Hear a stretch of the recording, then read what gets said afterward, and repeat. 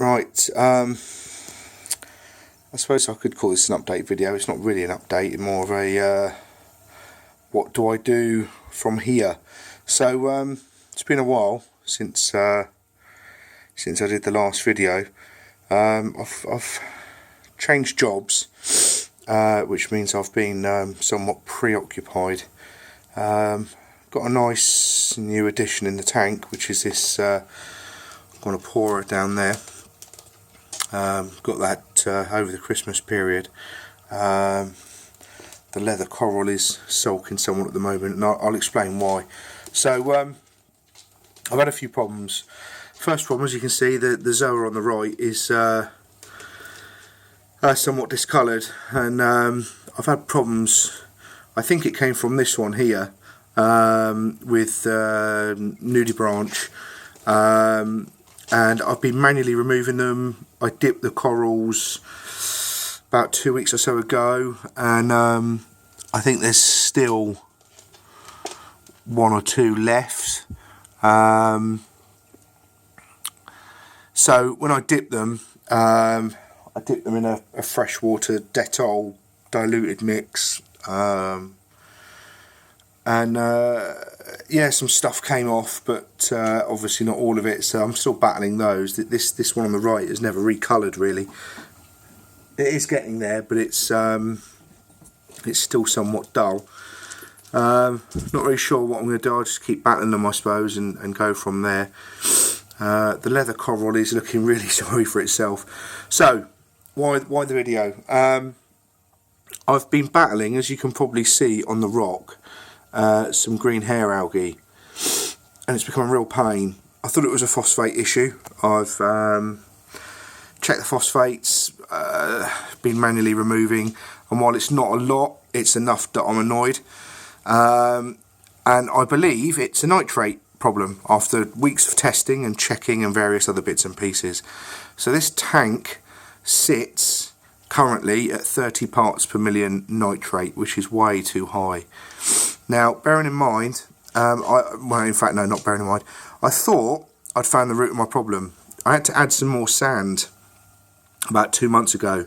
Foolishly, I washed the new sand, because it was dead, dry coral sand, under the tap. Didn't think anything of it, threw it in, and all across the front here was covered in algae, whatever, and I didn't think anything of it.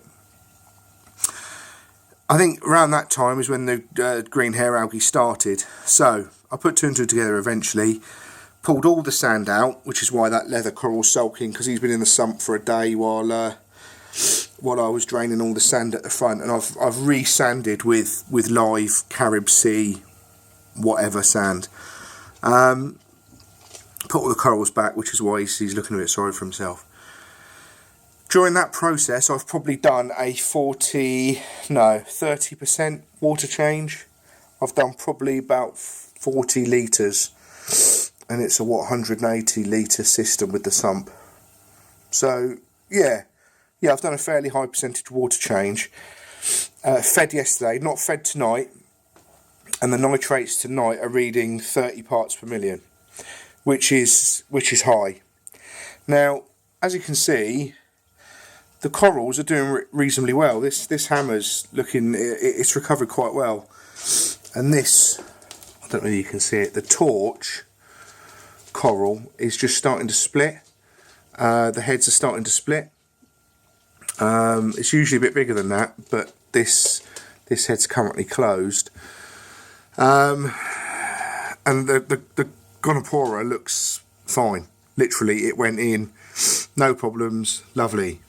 After all the sort of stories of, oh, they can be a pain, no problems at all. So I'm in a bit of a conundrum. I'm loathed to do much with the tank because, as you can see, the fish are happy enough. Corals are doing reasonably well, apart from the leather at the moment, but that's down to shifting it around. And I'm not really sure what to do, to be honest. So I suppose this is a bit of a plea for help. I've gone on the forums and not really had much assistance. So what I've done, just in the sump, I've just banged a bag of Roa Phos in there. I've not bothered with the reactor to run it. It's literally, there's about 100 ml in there, which is probably more than there should be, but the phosphates are low, so I can only think it's a nitrate thing. Now this media, this ultimate media marine stuff, is meant to bring your nitrates down.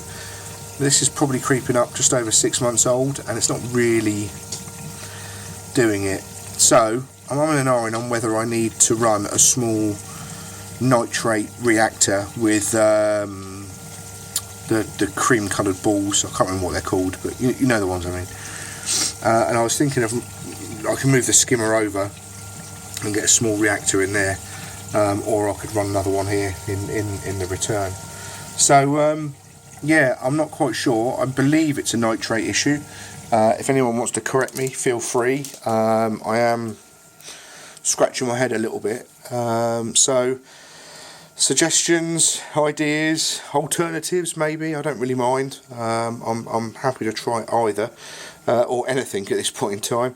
But I'm determined to get to the root of it, and I'm fairly 90% sure it's nitrates, in which case, I suppose, how does everyone else deal with their nitrates? Most obviously run a reactor by the looks of things, but you know, I don't want to run an algae scrubber. I don't really have the room to run one. A reactor's the obvious answer, I think, with the relevant media. But yeah, ideas, open to ideas, welcome ideas. Hit me up on comments, or you can email me the link off the video, and fingers crossed the next update will be a little bit more positive. Alright, thanks for watching. Cheers.